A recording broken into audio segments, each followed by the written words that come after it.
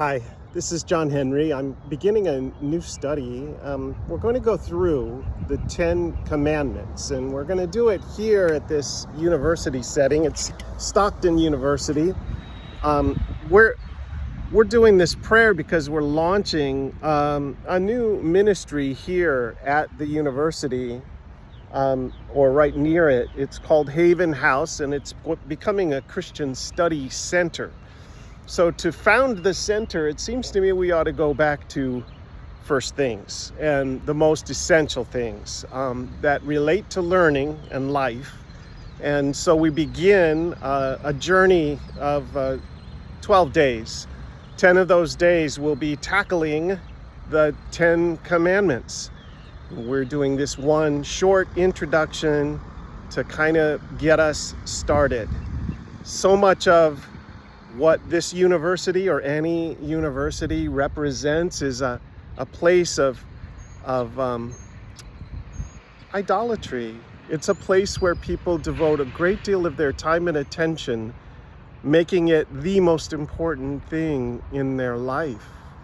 Those who pursue PhD studies can become the worst of idolaters. And I'm not saying that they are. I'm saying they can become that by putting their study or their knowledge, their understanding first. And really, all of Western civilization is founded on the knowledge of God first. But there are some ancient texts, even that came out of our greatest theologians and philosophers, that brought us to a place where we put our minds first. Even St. Augustine, at the end of the 4th century, was writing and said, credo ut intelligam, which means I believe in order that I may understand. And while that is wonderful truth, it has an implication.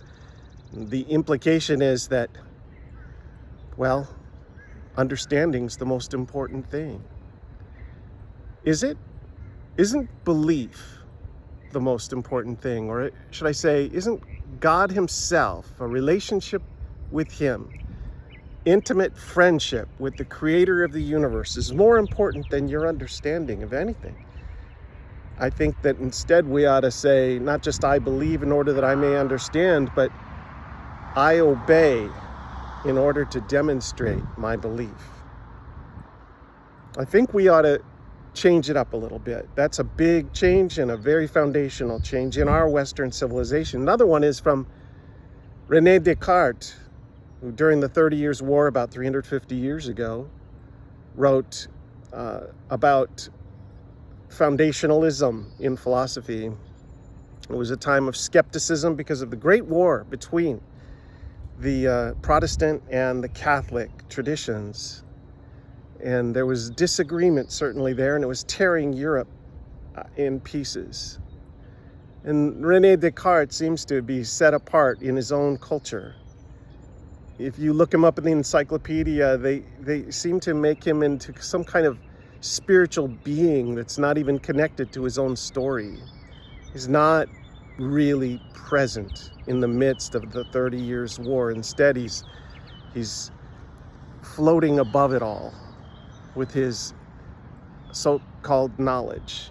He wrote, I think, therefore I am, proving our existence based on our minds. And all scientific development, so much of our scientific progress and technological progress has come about since that time in the Western world, because we had a foundation. At the same time, many of our universities had already been established, and some of them had been established on the emphasis of understanding. But really, the universities are built around a simple principle. God is. He's before all things. He is the creator, the artist, the communicator, the teacher, the counselor, the lawgiver and just judge, the architect and the builder. He's the farmer.